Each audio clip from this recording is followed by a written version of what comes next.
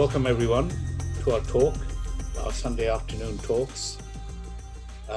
Today we have somebody really special amongst us, Jeffrey Armstrong, and he's coming to us from the west coast of the US. So it's quite early morning. So he's lovely and fresh, and we've had a few hours of getting through the day on a rather wet Sunday. But we want to welcome him. We would have loved to have welcomed him to the actual festival itself this year. He was due to speak, be one of our keynotes at the festival, and we're doing the next best thing. We're postponing the festival, but still hearing him this year, and hopefully he'll grace us with his presence and attendance next year, because we have invited him to come and talk to us in person. He's a fabulous speaker. I have heard him speak publicly, and that's the reason I went up to him afterwards and said, please sir, could you please come to our festival? And he was very kind. He said that he would, and he's really been a yoga practitioner for the last 50 years. And he's, like a lot of us, started off in corporate life, and almost a quarter of a century ago, he gave that up and started a life of full-time teaching on, really, in terms of the Vedic Sanatana Dharma, the ever-fresh Dharma that we have. And he's taken to it very deeply. He's the author of many books, and over on the chat line at the moment, you'll have a few images relating to the covers of certain books that are relevant. So he's author of many books, a real scholar, and it's a real pleasure to have him amongst us today. Really appreciate you coming, Jeffrey. It's lovely to have you. I'll leave it to you to say what you're going to be talking about in terms of depth of the subject, how you want questions, and even a short introduction on yourself. That would be lovely. So welcome to the World Yoga Festival. Thank you very much indeed. Thank you so much, Ramanuj. It's an honor to be here and a joy. And this opportunity that we've all had to become more introspective in our lifestyles, I'm sure is a great lesson for all of us who are already inclined that way.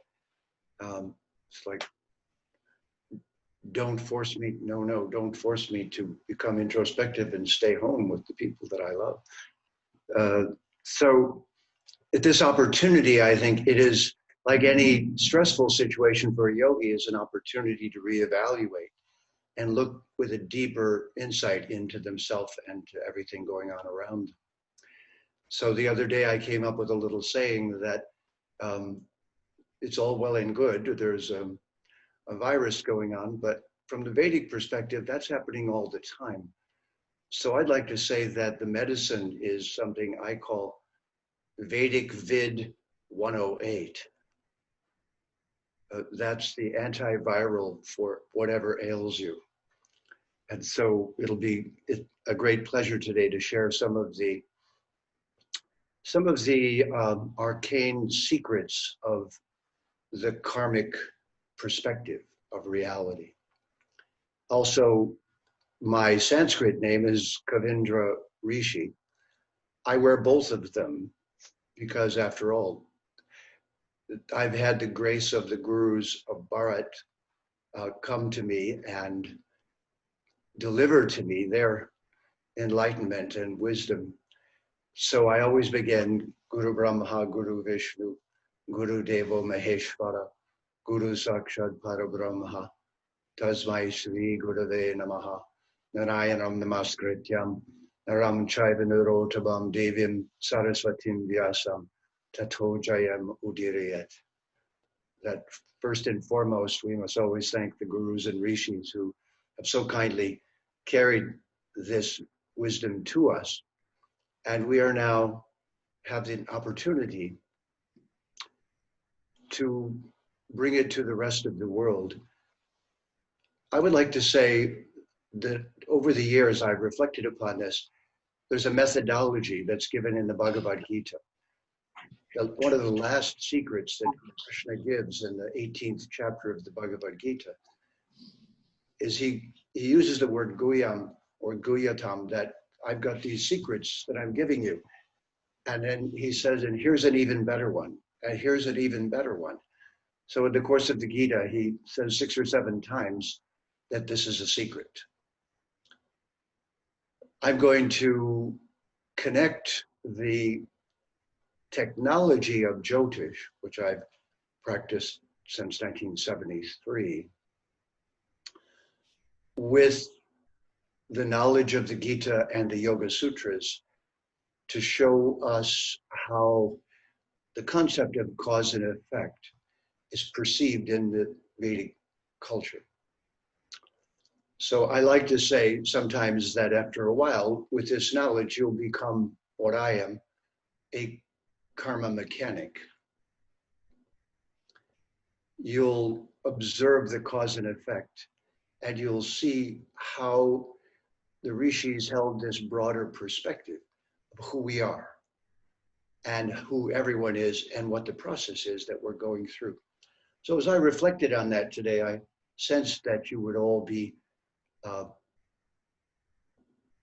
very experienced in this subject, and that this would be an opportunity to take you to another level of it. So I'd like you all to think of yourselves the way I do, is you are mayors of a great metropolis that I haven't visited, but we've decided to hold this gathering so you become better at being the mayor of the city of 9 gates, as it's described in the Bhagavad Gita, the Navadvare Pura. The city of 9 gates is this body that we're currently inhabiting. And we are described as the mayor, but unfortunately, in many cases, the mayor has been deposed, and the ugly tyrant Ahamkara, the misconceived version of self, has been running the city. And of course, the importance of this is that if you see yourself this way, then you'll also see that each morning when you get up, all of the residents of the city, the cells in your body, are just waiting for a directive from you, the mayor, to tell them who they are. The important thing to remember is that those citizens are dying at an astounding rate, way greater than COVID. Each day, millions and millions of cells die, and millions of new ones come on board with only your family genetic number printed on their t-shirt. They don't know who they are yet, but the rest of the cells in your body have been listening to somebody to find out who they are. So this is the Vedic process, that each morning we have satsang. Each morning at the sunrise, we greet the sun again, Om Bhuvasva Tat Savitur Varenyam Bhargo Devasya Dhimahi Dhiyo Yona Prachodayat. We direct ourselves toward this luminous source of the light that we must have in order to live, and refresh ourselves and re-establish ourselves. This ritual of re-establishment of our true self is at the very heart of the Vedic Sanatana Dharma. Although we love getting together with each other and having sanghas and kumbha melas and gatherings of all kind, but we actually are first and foremost trained to be the mayor of our city and to get up each morning and reestablish the orderly, productive, and refined understanding of who we really are. So, as the mayors of your city of 9 gates, of the Navadvare Pura, it is most important for you to know, as mayor, who is running the city. And because of the colonization that took place with, I like to call India Bharat, so I'll say Bharat. So with Bharat, a displacement has taken place in the simple understanding of all of these things, because everyone's had to struggle so hard to exist for such a long time. I was thinking about it as this United States is right now plunged into the struggle, the racial struggle that's arisen most recently. But that's just a resurgence of something that was there from the beginning. We're really all emerging from 300 years or more of intense colonization, where certain people went around the world and disrupted civilizations that were quite ancient, as in the case of Bharat, told them they were inferior, denigrated them, spoke badly of them, broke the china, stole the dishes, colonized, left a bad taste in everyone's mouth, left some of them depressed and unhappy and twisted from slavery and other problems. It's really important that we remember this context, because those who don't study history are bound to repeat it. And those who don't remember what they've studied don't get the benefit. So each of these civilizations that's been damaged needs to go through a kind of therapy to restore itself, a kind of where was I, where were we, so that their civilizations and their legacies of culture can be revived.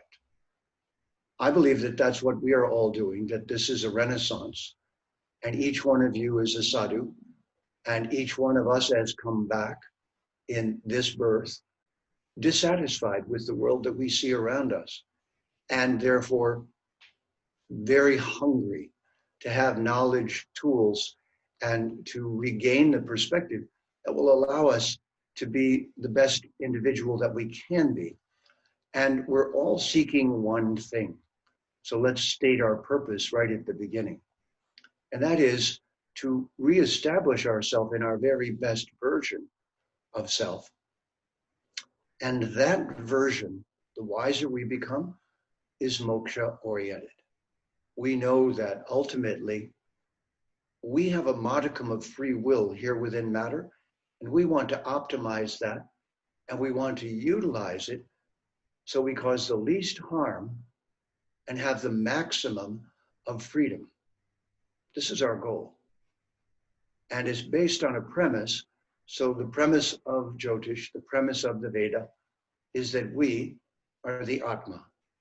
And one of the things that I'm instituting in the modern world, this happened in English about 300 years ago during Shakespeare's time and during the Renaissance.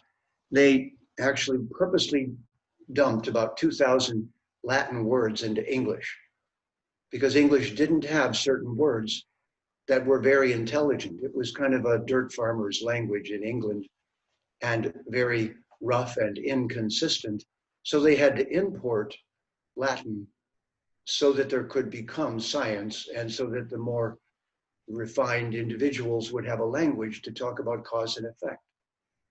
So I view Sanskrit, of course, which is the mother of Latin and the mother of Greek, and of 70%, the grandmother, we should say probably, of 75% or so of European languages. Russian, the word Rishi is the basis of Russia. Ireland was Aryan. Scandinavia is Skanda, and so on. So behind all of the European languages, behind Latin and behind Greek, the featured cultures of intelligence within Western civilization, is the grandmother Sanskritam, who is many, many degrees of more perfected. And it is the perfection of Sanskrit that has meant that the wisdom and culture of Bharat has not been destroyed by colonization. Quite the contrary. It's just been waiting in the background to reestablish itself at the right historical moment. And this is that historical moment. We are now in a renaissance that requires us to use a new vocabulary. And I'm writing several books on that right now and translating the Bhagavad Gita without purports, just the verses, with all of the toxic English that doesn't belong inside of the Sanskrit text, taken out, with all of the copyright Christianity words removed, and instead with correct definitions of the Sanskrit terminology so that we now incorporate, to my thinking, a couple of thousand Sanskrit words into international commercial English. And this is what I'm in the midst of doing. And I'm putting out a book with 108 correctly defined Sanskrit words. And I'm pointing out 108 English words that are problematic and don't help our cause. And this is part of this process of becoming more articulate. So this discussion today will be a technical conversation for the mayors of their Navadvari Pura on how everything actually works and how they can cooperate with it. And in that regard, become better managers of the cause and effect. That is the basis of this Jagat. So there's our first Sanskrit term. We are living in a universe, but it is a Jagat. That Jagat, gate means to go and move and to get from one place to another. And Ja means Janma or birth. So the Jagat, the universe word in English means one turning. And indeed, the Jagat is a singularity. It is an entity just as we are. And it is progressing by a cyclic methodology. And that cyclic methodology, or samsara, is a continual renewal process. Everything is turning, and therefore as the wheel turns, we go through a series of steps, and those steps are the basis of the productive process. So now, there are three departments in the cosmos that we need to be cognizant of and not think of as sectarian, but as simply universal. This is the creative department, Brahma and Saraswati. The recycling department, Shiva and Durga, and they also act as Mother Nature and Father Nature, in which entropy takes place, which is really what the destructive process is. It's not destruction, that's misleading, sounds like we go to war. It's the process of entropy, because matter is a large number of molecules and particles clustered together into a unit that is not what it appears to be. It's made of parts. So the middle principle in this, again, not sect, but Brahma Saraswati for anabolism, creativity. Shiva Durga for catabolism, for the managers of this entropic process and matter itself. And the middle of the departments, which we say all the time when we go like this doesn't mean we're praying or asking for something. This means we're yogis. And namaste means I see that you are the Atma in the heart of your city. You're the mayor. And I'm acknowledging you as the mayor of the city, as the Atma residing within it. And I'm saying, I respect you. I see you as an immortal being on an amazing journey that you chose to be on. And I'm immediately, no matter what living entity you are, grasshopper, bear, human. And of course, we know that the paint job on your car is not you. We know that this is your vehicle. And we know that this is something you created, amazing you. So here's the story on that. The Jiva Atma, that's us, is just like Shiva. The words rhyme. Jiva is like Shiva. Shiva is this linga of effulgent light that is lighting up essentially the whole Jagat. In the morning when she's adoring him, Durga says, you light up my life. because she's the context in which he is shining. And we, because we resemble that, our Brahman nature, which is eternally luminous, always shining, when we enter into matter, the particles of matter come and surround us. And we are the light at the center of that. And then another light is there, and that's Paramatma. That's the supreme being pervading everything, the Jagat Purush. This is the context of the Vedic Dharma. So what happens is, because we're a Shiva Linga of sort, all of the particles of matter come and bow to us and begin to orbit us, and we construct this body.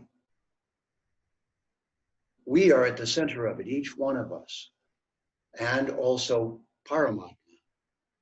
So these are the terms we need to know to be karma mechanics. Every one of us is an Atma on a journey. We're at the center of this conglomeration of many particles. And we're the mayor of the Navadvari Pura, of the city of 9 gates. And we go from one life to the next, to the next, to the next, experiencing the realm. So here's our next word, of Prakriti. Prakriti. The Sanskrit pra gives us the English word to produce. Kri means by repetitive cause and effect, by doing. And iti is the iterative part. Iteration in English, again and again, is iti in Sanskrit. Prakriti is doing again and again within the context of matter. So everything here is a construct. Everything here is built on a certain building principle. And that brings us to the first 3 words that we must know as karma mechanics and mayors of our city. The first is, and this is the basis, the root word for dharma and karma, ritam. The ri, the R with the dot under it in Sanskrit. That ri gives us the basis of the ritam, and the ritam is all of the codes that are directing cause and effect within Prakriti. So here within this realm, everything is conducted by cause and effect. And the material substance, which is unconscious in its intrinsic nature, dark and unconscious, is the realm we have entered. We're now in the realm of Prakriti, but we come from the realm of Briha, Brahman. Briha, you hear the Ri in there. Also, the Ri of Prakriti is the Ri of Briha, brilliant, of spota, of spouting. The Brahman reality is the original reality of luminous existence. And we are from there. And we have migrated from there to visit the dark, unconscious realm of Prakriti. This is a vision of themselves that if you ever become a Jyotishi, this is where you'll begin with a reminder to your client who they really are, that they're an amazing being on a long journey through the dark realms of matter, Prakriti, and that at the basis of Prakriti, the Kri of karma, the Dri of dharma, is from the Bri of Brahman, which, like us, has entered and animated Prakriti, and therefore the rules of nature that govern everything here are what causes cause and effect. And that is called the ritam, the re in action as all the laws of nature. So just to interject here, but it's not complicated. The Vedic culture is a science culture. What I'm saying to you right now is the science in the Bhagavad Gita, the science in the Yoga Sutras. And oh, by the way, the same re word is at the root of the word vritti. Yogas, chit, vritti, nirodha. So while we're at it, yoga is removing the vrittis. What are the vrittis? Well, if you take the laws of nature and they're supposed to work in a particular way and you twist them up and distort them, they're called vrittis. Those vrittis are the problem that arises within cyclic matter when the cycles become obscured and twisted. English is very funny in the way it talks about this. And now you have your British term, knickers in a twist. Don't you? What if we just all have our knickers in a twist? What if that's the problem? What if we just got all twisted up in this cyclic reality and suddenly lost our way and forgot who we were and got I am amnesia, I like to call it. What if we're all suffering from I am amnesia and we've forgotten who we are? And that state is got us twisted up. And then what if persons of interest who want to manipulate us twist us further? Then sorting that out is the goal. Untwisting. You remember the 60s? There was a singer named Chubby Checker. Let's twist again like we did last summer. This was the beginning of the 60s movement, late 50s. I think he was teaching us to untwist our vrittis. He just didn't know how to say it. So this is the science of the ritam, the patterns that act as the laws of nature. And conformity to those gives us the optimum benefit from being here. Going against those twists us. And over time, we're the twisted result of the violation of the ritam. And that, you must have heard it, it's called a samskara. It's the scar tissue from twisted behavior in our past. One of the first karma words. I like to call it some scars. Some scars.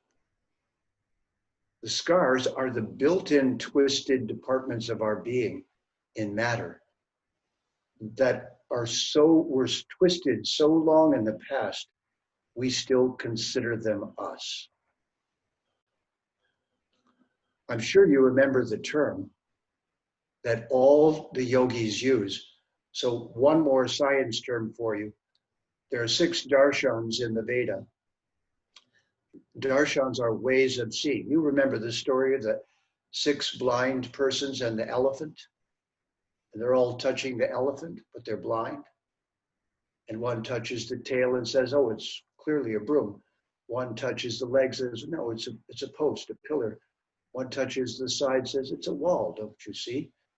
The other touches the trunk and said, this snake is obviously what we're touching. One touches the tusks and says, these weapons are dangerous. One touches the ear and says, this is a winnowing fan, can't you tell? Who was wrong? No one. Who was right? Everyone. These are the 6 ways of seeing, dare I say, the elephant in the room. Ladies and gentlemen, there is an elephant in the room, whether we want to see it or not. But seeing it is called darshan. And there are 6 of them: Samkhya, Nyaya, Vaisheshika, Yoga, Purva Mimamsa, and Uttara Mimamsa. Uttara is Vedanta, so Samkhya is the first, and Samkhya is science. It's the analytical study of the components of matter. And by the way, in order to talk about Jyotish, we have to first honor a particular deva who's the companion of Jyotish. Because what would a good astrologer be trying to do? Control the destiny of someone? Do you think that would be wise? That's the first thing to learn not to do, is to tell people what to do. Secondly, don't make predictions. That's not your job. That'll just mess their life up worse. The role of the Jyotishi is to help everyone understand how to cooperate with the laws of nature. Jyotish is the science of light, Jyoti. And by the way, it gives us the English word joy. Isn't that fun? It's joytish. If you harmonize yourself with the laws of nature, with the ritam, you'll become joyful. Brahmabhuta prasanatma nasochati nakankshati, as the Bhagavad Gita says. You'll go back to the joy of Brahman. So now, here we are, we're the Jiva Atma. And just a side note, did you know that Jiva is the source of the word Eve, and that Adam is the Atma, and that Eve is the Jiva Atma? When the Atma from the realms of Brahman decided, that's us, to come and visit Prakriti, we entered into and became attached to matter. That is the Atma from Brahman becoming the Jiva Atma within Prakriti. And yes, that's where the Garden of Eden and all those twisted stories came from. Their root was Vedic. But the Abrahamics, bless their hearts, just over time, linguistic drift, the stories got a little twisted. Am I certain? Well, let me ask you, what's the beginning of Judaism? Who's the patrons? Abraham and Sarah? Could that be Brahma and Saraswati? Just saying. So just a little side journey for a moment here to show you that linguistically, this knowledge of the Vedic Vidya is rooted in Sanskrit. And if you follow cultures and languages back, you'll find that 5,700 years ago, there was a conflict at Kurukshetra. And Arjuna had spent 7 years going around the world, bringing different civilizations in as allies. I'm covering a wide scope for you because I know you're serious students of the Veda. So at that Mahabharata conflict, a lot happened. And eventually those people went back to Europe, to different places. And they all had known 5,000, almost 6,000 years ago, had been deep practitioners of the Vedic culture. And fragments of it you'll find all throughout the world. And this is a great work for all of us to do as yogis, to look for those fragments of culture. Now, back to where we were, I haven't forgotten. The ritam. the ritam, or laws of nature, give us the English word rhythm. See how easy it is? And arithmetic, ri. See the ri in there? And written, to write things down, ri. And eventually, that ri became the ri of kri and karma. So based on the laws of nature,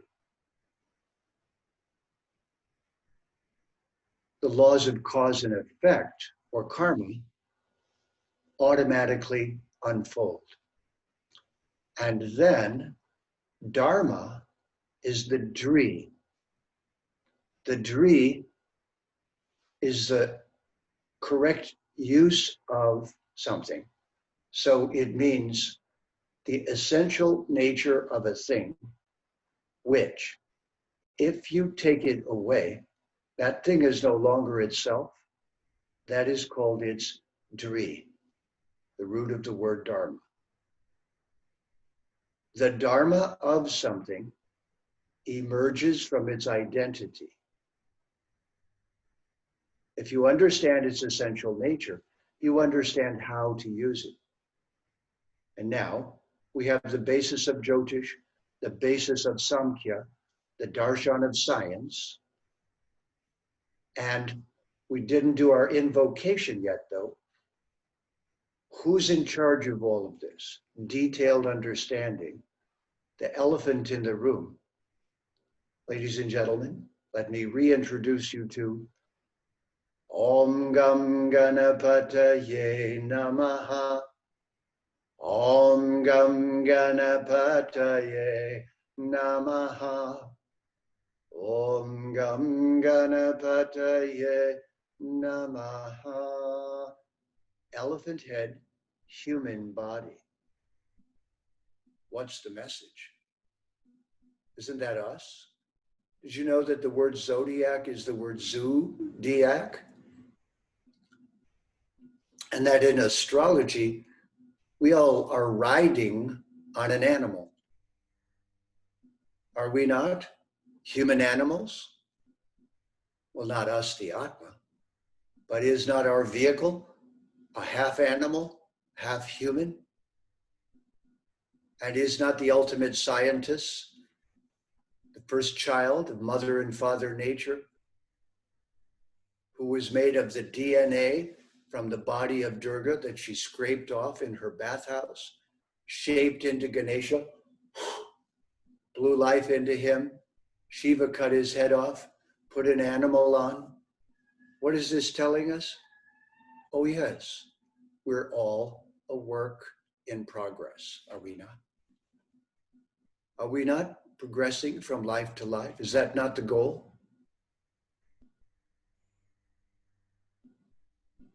I don't know if you can see him on your screen, but Ravi Ji has a wonderful friend with him, a canine friend. Ravi Ji, weren't we all just like your friend in a previous birth? Isn't he an Atma inside? Aren't we all? He is, yes. And don't we all have this paradox that we are the animal and the jiva? We're the jiva Atma. We're here with the heebie-jeebies. We don't know what to do, whether to be an animal or whether to be a divine being. Indeed. I think he's a relation from a previous life. No doubt. No doubt. Lucky him. A yogi who, like Judd Bharat, took birth as a creature again. So, my beloveds, we're now progressing. So, are you ready? Let's now, as mayors, allow me to introduce you, now that you're talking to Ganesha and invoking his presence, so your obstacles are removed. What obstacles? You know, all of those vrittis that twist us. When you see you're in one of those twisted vortexes, your yogic alarm should go off. And as the mayor used to say, alert, alert, we have twisted behavior in Sector 16 of the city. Someone go untwist it. The twisted stories, the twisted dramas. One great Vedic poet in English said, forget the past which sleeps, and narrow the future dream it all, but live in times that are with you, and progress you will call. The great Bhakti Vinod Thakur. So now, here's the words. We have the Ritam, we have the Ri, we have the Kri, the cause and effect that is moving Prakriti. We have Dharma, the Dri, the correct use or incorrect use of something. This terminology is the scientific terminology of understanding who we are. We are the Atma from Brahman, the original Ri, the brilliant Brahman. But now, here, we're learning of this other realm, we the Jiva Atmas, because we've embraced Prakriti. And we're now going through samsara. All of us right now in this seminar, we're more together than we've ever been this lifetime through this gathering. Samsara means sam, together, and sara, swimming. We are swimming together. We're a pod of human dolphins. We're a pod of atmas who just happen to have a similar evolution right now, which brought us together in this gathering, in this pod. Could we be a Prabhupada? So as a pod of dolphins, here we are in the same process of self-realization in samsara, inside Prakriti, having come from Brahman, being an Atma. We are now under the rules of Prakriti. And now there are 3 departments that we should be in touch with as the mayor. We should talk regularly to Brahma and Saraswati about the creative process, since every day we're creating new cells. And then to Durga and Shiva, we should ask how we're doing in detoxifying, removing the poisons, carrying away the corpses, burning them, and renewing ourselves. Is that not Triambakam Yajamahe?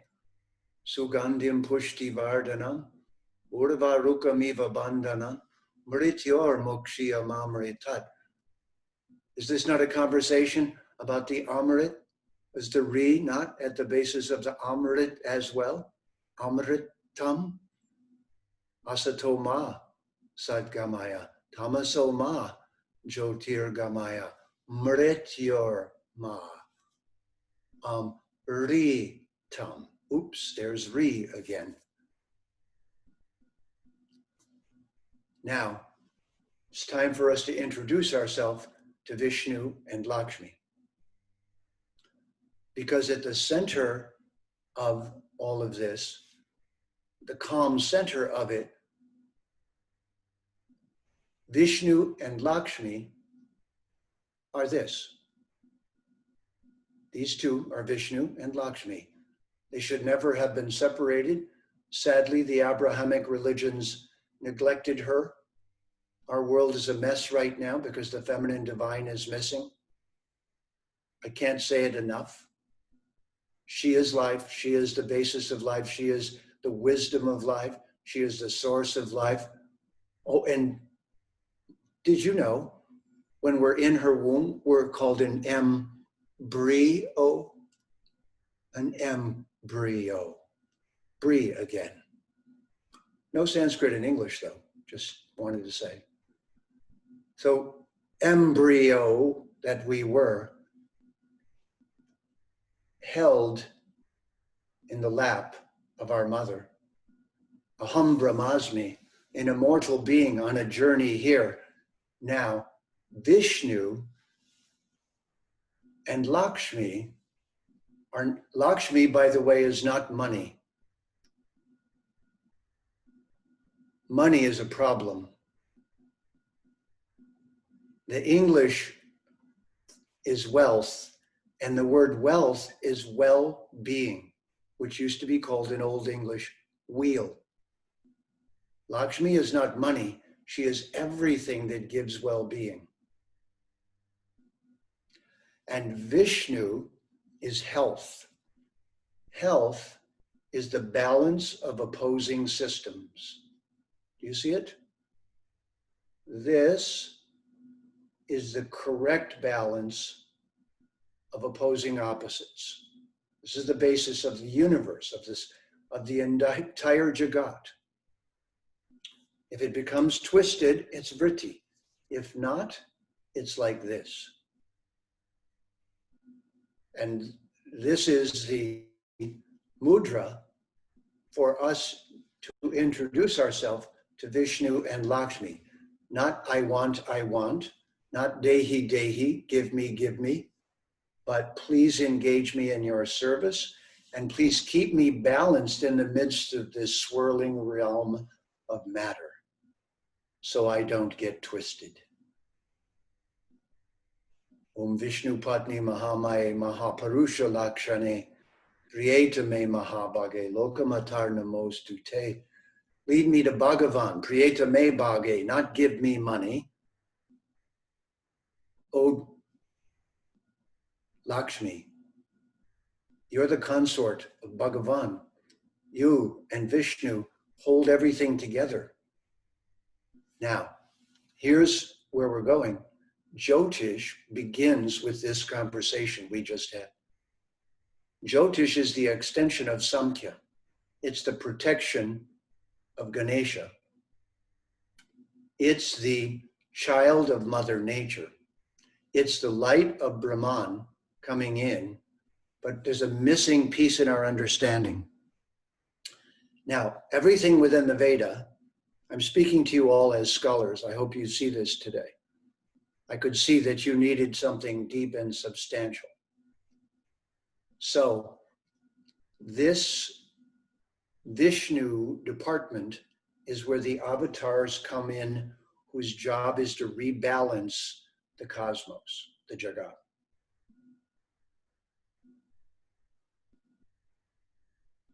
The Rig Veda says, Jagat Atma Surya Chandra Mamanaso Veda. The sun is the Atma of the universe, and the moon is the mind of the universe, the Manas. All of the balancing avatars, the Das avatars as they're called, the Yuga avatars, who come down periodically throughout history, are a particular form of Vishnu that enters into the Jagat and realigns it, a kind of chiropractic adjustment. Vishnu comes, kills asuras, removes problems, untwists cosmic vrittis, resets the orbits, and there you are, balanced again. Thank you, Doctor. So, the Vedic astrology that contains all the secrets, the Jyotish, of how the light interacts with Prakriti, was given by Parashara Muni, the father of Vyasadeva. And the book that he wrote 5,000 years ago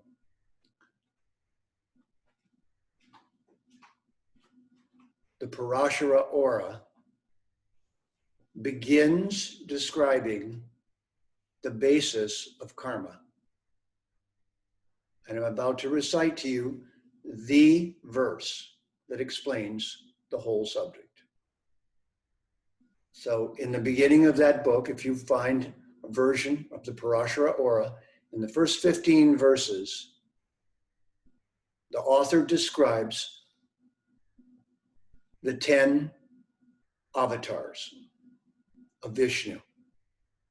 Matsya Kurma Varahascha, Narasingho Chavamana, Ramo Rama Charamascha, Krishna Kalkir Janardanaha. From the Garuda Purana, there are 10 Yuga avatars whose job it is to realign the cosmos.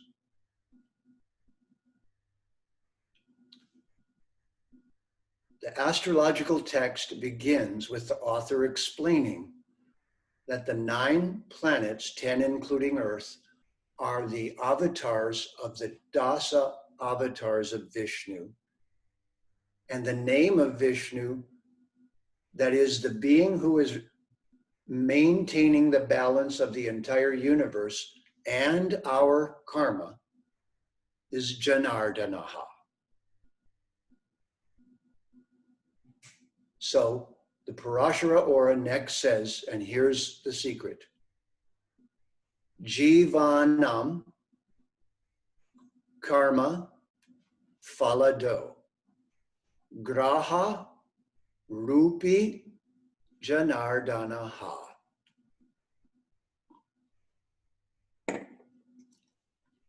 The living entities, Jivanam, that's us, all the mayors of their city, karma falado, receive the fruit of their actions, inevitably, no choice. Graha rupi, now the name of the planets is graha, to grab, to grasp.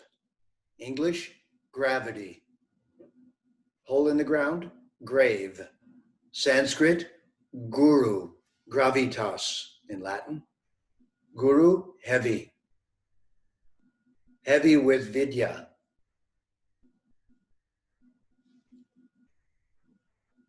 Jivanam, all the living entities. Karma, whenever they act, put in motion reactions that will bear fruit. It's how they do things within matter. Jivanam, karma falado, graha rupi, and the planets grabbed them.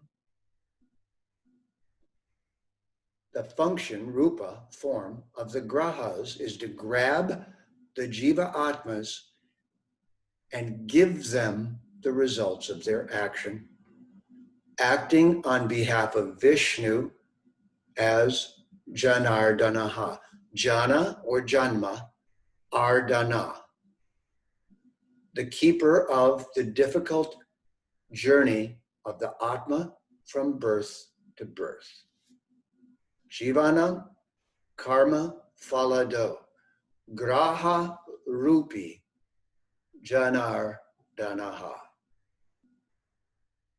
The planets that deliver the cause and effect or karma of the jiva atmas are themselves avatars of Vishnu, each one of them corresponding to the yuga avatars that give the cosmos its karma and bring it back into alignment.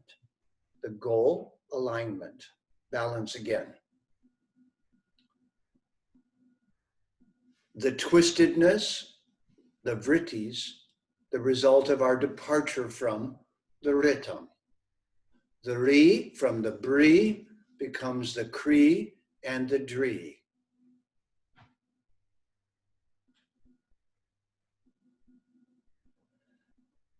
Within Prakriti, in samsara. And now, the next words are going to be cause and effect words. But the next thing to understand from the Jivanam Karma Falado, Graharupi Janardanaha, just imagine that you went to a doctor.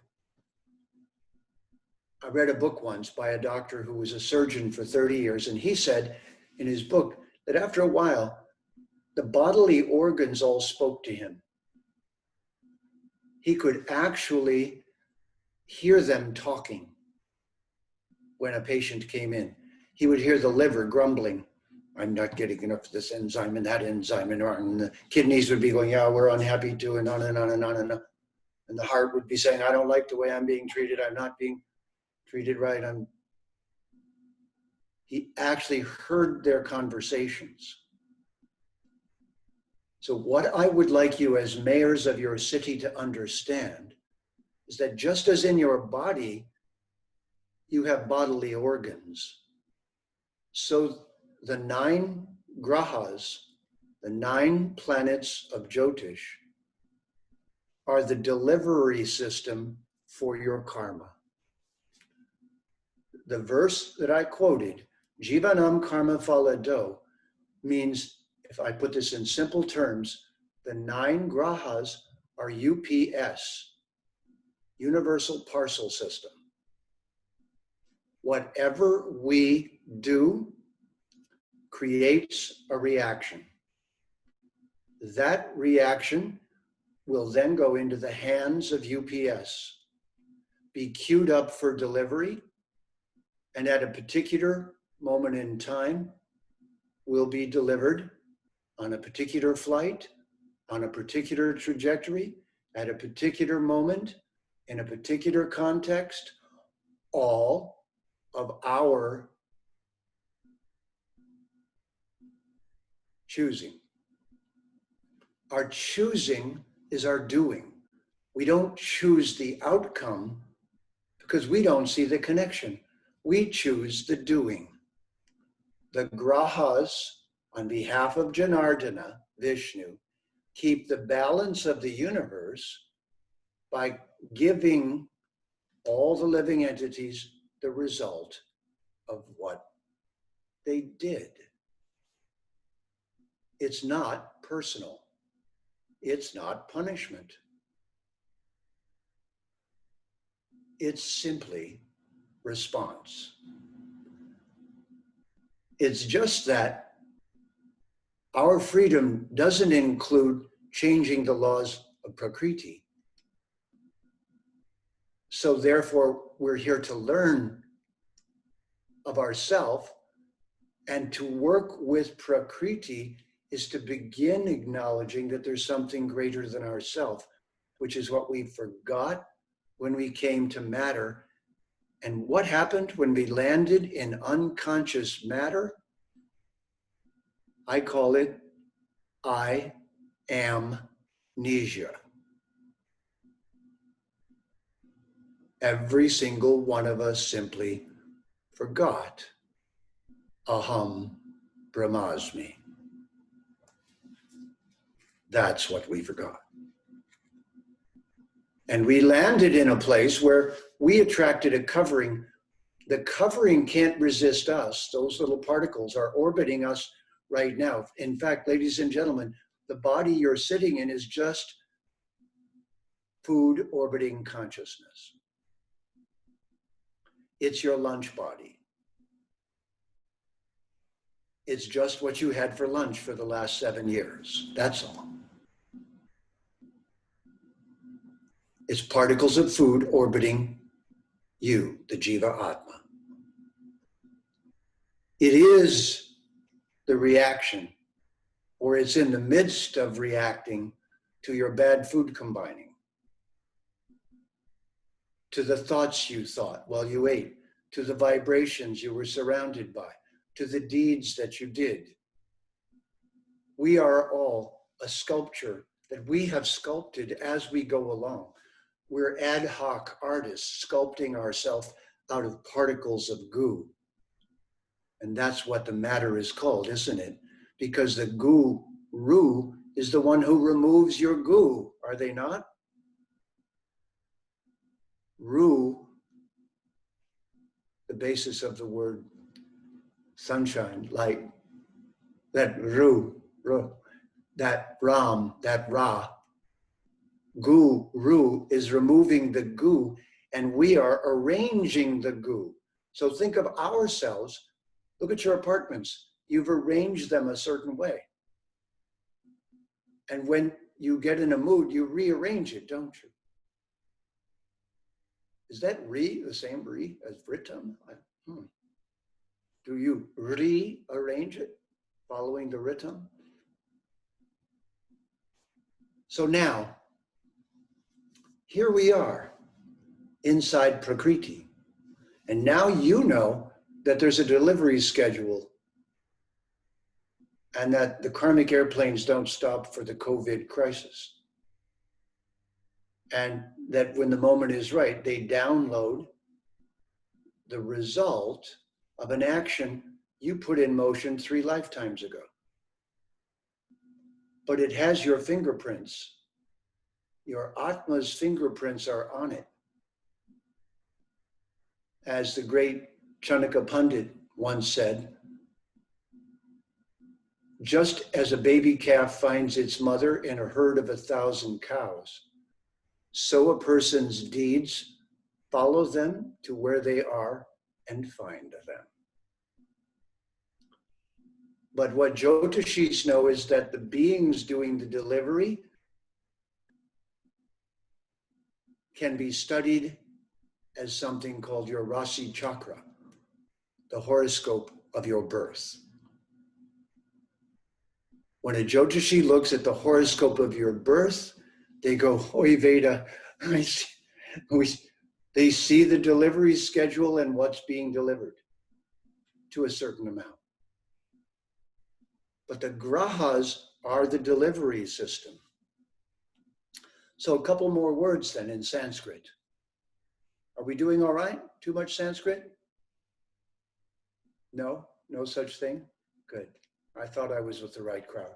I've never given this talk in such detail and at such a high level before. I really could see that you were hungry for this. And I hope you're enjoying it. So now, 2 words that are totally misused when translated into the English language. Pap and punya. You know these words. Pap and punya.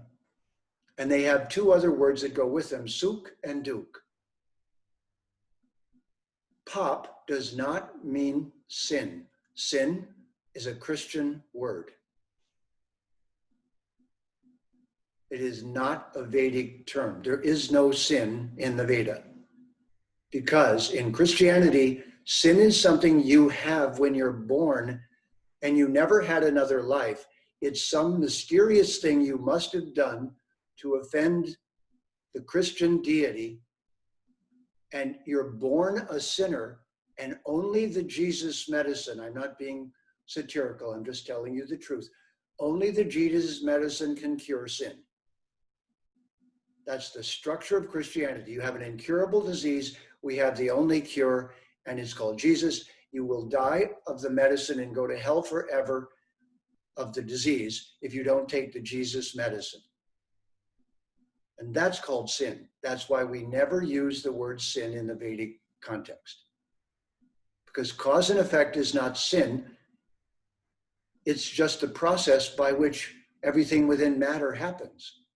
We have 2 terms. Pap, that means, oops, you violated a law of nature. Or punya, bravo, you followed the law of nature.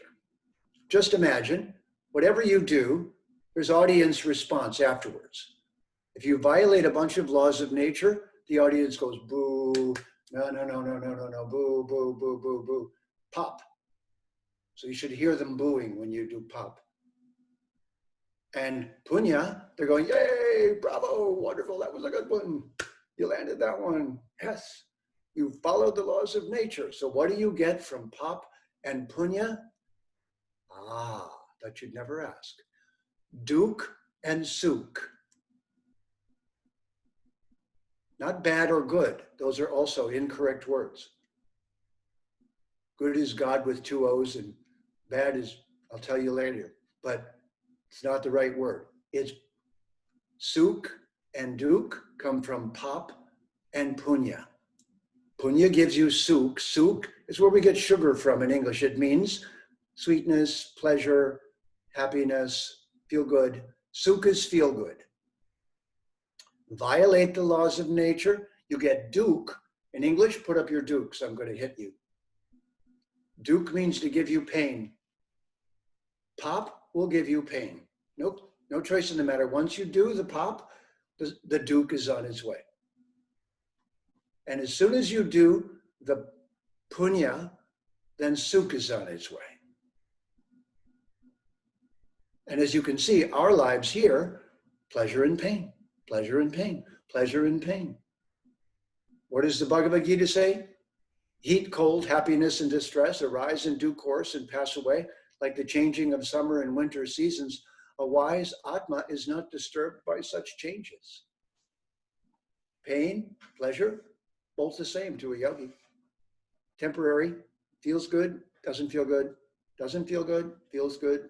We're just surrounded by feel good and not feel good experiences, which are just the result of us going against the laws of the ritam or working with it, of the pop and the punya, of the sukh and the duke.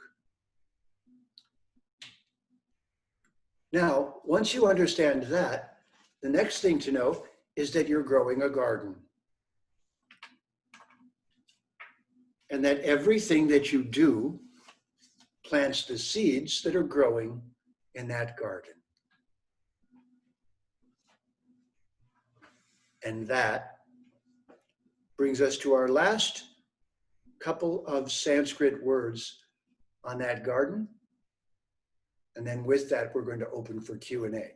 So start thinking about a question. Don't ask one and really ask two, but start thinking of a good question you'd like to ask. Now, the next words are that the garden is growing all the time because it was created in what's growing in the garden was put there in previous lives. So if there's a tree growing inside of you and it's time for it to bear fruit, then that fruit will fall off the tree. And that is the ripe fruit, karma. If it's in a seedling form, it's just beginning to grow. And in the context of cause and effect, each of these stages is described. For example, when you meet someone, you hope you made a good what? Impression.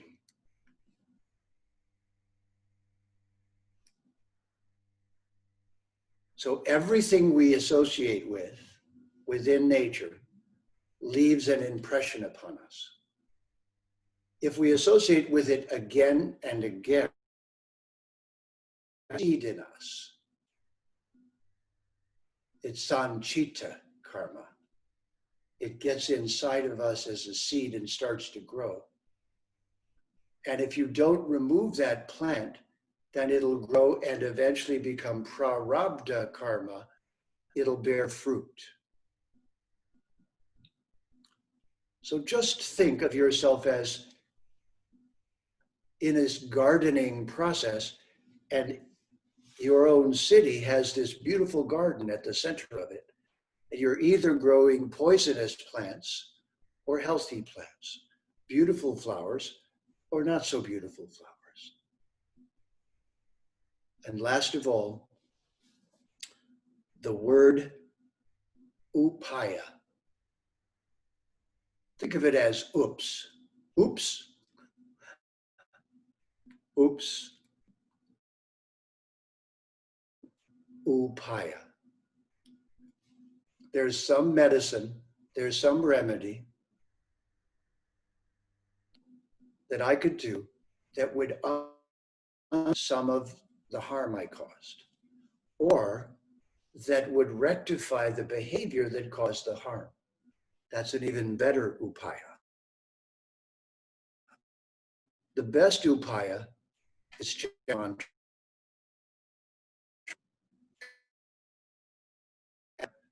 Is doing what you didn't do correctly the first time, correctly the next time. Because all of this is not punishment. Teaching us how to stay balanced within Prakriti and stay focused upon Brahman, and to the optimum of learning from our journey here to Prakriti before we decide to make our return journey to Brahman. And your initiation into Jyotish, karma as we Jyotishis see it, and as it is described, and the texts that support that, to is all of us,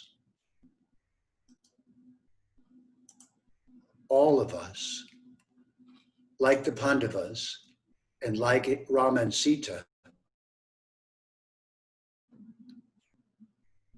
we're exiled from our true nature. We're surrounded by people trying to twist us. Oh, did the word vritti is advertisements. Because advertisements are just trying to twist you and force you to buy the product. Yes. So untwisting yourself is called yoga. Janardana, karma phalado. Graha, the planets. Rupi, their function, delivering the karma. On behalf of Jana Ardana. So last piece, we are just like Draupadi and Arjun. We are in exile from our twisted relatives, Duryodhana and Dhritarashtra. We are looking for Dharma as the answer to the vrittis, as the Maya. And we're trying to find our way back. And Lakshmi. And there's a portal that goes back. And the last two avatars, Ram and Sita and Krishna, and information about what is beyond that. And with that summary, thank you very much. So we talked a lot about the laws of nature, particularly at the beginning and at the end of discussion where we talked about Pap and Punya, Duk and Sukha. You referred to the laws of nature and again following these laws of nature. So my question is about the laws of nature. So someone new coming into sort of the yoga world or the yoga experience, what are these laws of nature? Are they the eight limbs of yoga? It talks about the yamas and the niyamas, and what are these laws of nature that we should know? We should know. This is the necessity of having a guru, because the guru is supposed to be a carrier for the various pieces of information that act as medicine or remedy for not knowing the laws of nature. And as you suggested, the yams and niyams within Ashtanga Yoga are like that. You can see that the lifestyle is a very important problem. And this brings us, if we were to discuss it for a lengthy period of time, into the three gunas, because we didn't have time to discuss that all-important subject, but nature itself is divided into the tamasic, the rajasic, and the sattvic, which is to say every object, every food, every activity that we carry on within matter has an effect upon us that is either going to make us dull and unconscious, overly stimulated and desirous, or bring us to this sattvic balance. So you could say that the Vedic civilization is a culture that has built into it many of these principles that if one follows them, they stay in the balance point. And it's why we don't try, as those practicing the Vedic civilization, to use coercion to share our knowledge with others. We don't attack them, burn libraries, or even try to force a conversation. In the Bhagavad Gita, the secret that Krishna gave at the end, I started talking earlier about those secrets, was the secret that you should never share. He says to Arjuna, have you understood what I've explained in the Bhagavad Gita? And Arjuna says, yes, I have. Krishna says, great, now do what you want to do. So he still leaves him his free will. And then Arjuna says, yes, I'm going to do this. And then Krishna says, great, so here's the last secret. Never force someone to learn this knowledge. Only when they're hungry for it, may you give it to them. So, although the gurus know the rules that we should be following, the system isn't punitive because we already understand that nature is going to be the one to give you the response. So we try to say what to do and what not to do in a soft, non-coercive way. You can see what happened with the other religions. They all have some wisdom in them, but the more impatient of them started being quite violent about forcing people to practice. And now the cure was worse than the problem. Instead of trying to teach them how to not violate the laws of nature, they violated the people and everyone. The world hasn't recovered from this yet. It's still going on. In the name of the divine, terrible things are being done. So this medicine in the Vedas is very soft. You could almost miss it because the tone of voice is waiting for you to be ready for the medicine. But the Vedas are that medicine in its various forms. Thank you. Thank you, Nita.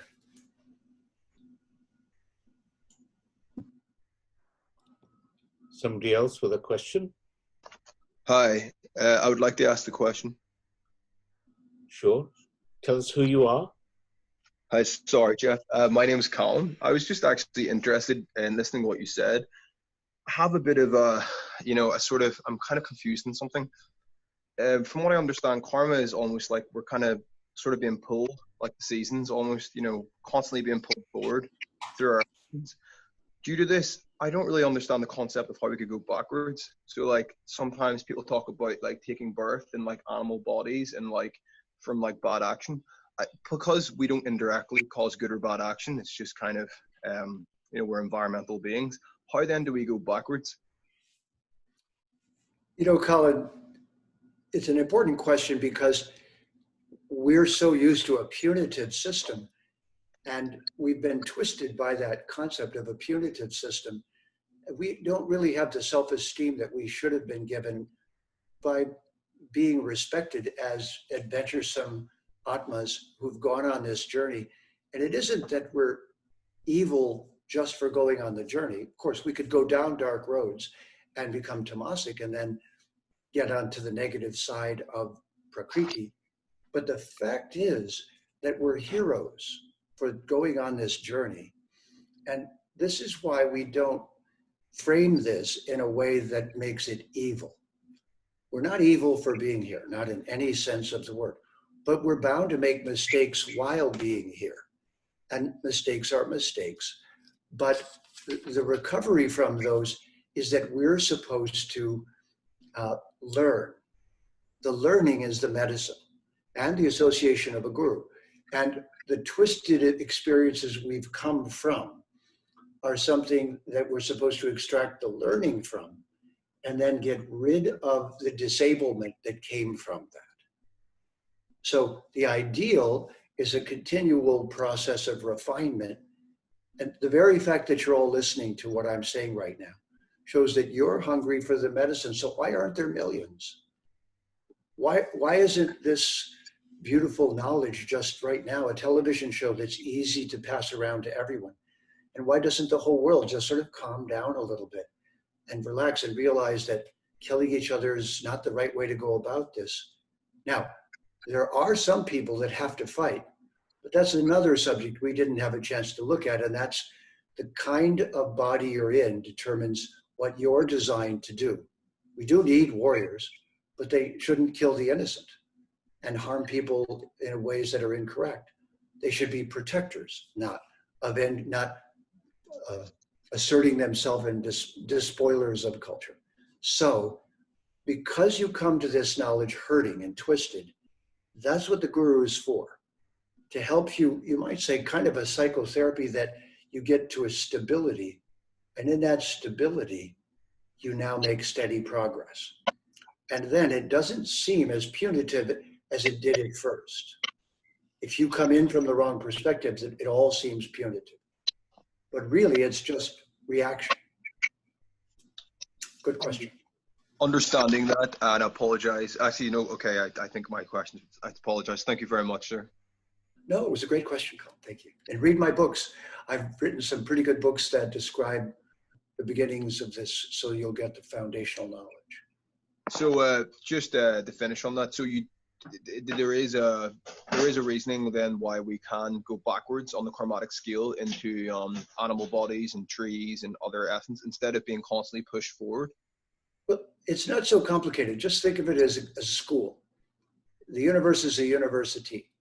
And just think of it as K through PhD. Don't make it difficult. So it's not punitive. Whatever we do, we're just saying what kind of body we want next. We go back to it again. But if a human becomes an animal, they don't stay animal and work their way all the way back up. They bounce down. Like if you have a dog, if you love the dog too much, you could become the dog in your next life. It's not a punishment. It's just because that's what you were loving. So you could bounce down to dog, stay there for a while. That's why some dogs seem like humans, or animals seem almost like people. And then after that life, you'd bounce right back to the human spot where you had been, kind of a where was I? So remember, it's not a punitive system. That's what's important. Even the worst offender is not being punished. Okay, thank you. Sure, thank you so much. There's a good question here. It says, from Anita, can you have more than one guru? Of course, the answer is, it depends. You should have it one subject at a time. One guru per subject. But on another level, let's say it differently. Yes, the formality of the relationship with a guru is useful and important. It's kind of like you found a teacher you really, really want to hear from. But everyone who speaks the truth is for that moment your guru. So another way to look at it is whenever someone speaks the truth, they are my guru. So there's a formality, there's a Diksha guru, which means you've accepted them as your, for the moment, permanent teacher, and you treat them with a great deal of respect. Then there's anyone who's teaching me truth. They're momentarily your guru, and you bow to that truth. You don't believe everything they say, but that was wonderful. You see? So guru is in a gradient as well. And there are many different subjects. Technically, whoever teaches you a subject is also a guru. So I've had a guru of Vedanta, a guru of Jyotish, I've had martial arts gurus, I've had many different kinds of gurus, and each one of them gets the same respect. But usually you have a lineage or a guru that is the subject you're specializing in this lifetime. Don't rush that, but you'll find it in the course of time. You'll find who you really need to hear from. Thank you. Are there any more questions? Well, I certainly want to thank Ramanuj and Sonali for organizing this talk, and all of you for participating. I gave you the advanced talk, as I said before, and your questions are welcome. So if you didn't feel like coming online to ask a question, feel free to email us and to be in touch with us, and we'll be glad to continue this as a conversation. We also have Wisdom Wednesdays that we've been doing while the confinement of COVID has been going on. And so if you look on our website, you'll see a lot more information that you could be in touch with. That's lovely. Thank you so much, Jeffrey. That was a wonderful talk. Really enjoyed it. Been here the whole time, listening to it, trying to get the detail of it. It's always nice to hear this this perspective that you bring to the subject. Deeply thankful for being here, and I see from the chat lines everybody else is too. Thank you so much for being here. We will pass the recording and we'll pass the details of Jeffrey's website. He has an awful lot of material that is available from his website. Do go there, because it's really, really encouraging to see somebody who spent so long and accumulated so much knowledge in this area. We thank you again. Thank you very much indeed. Stay well, stay safe, everyone, and we shall meet again soon. Thank you very much. Thank you, Ramanuj, for shining this light out into the world. Thank you very much. All right. Bye-bye, everyone. Bye-bye. Bye-bye.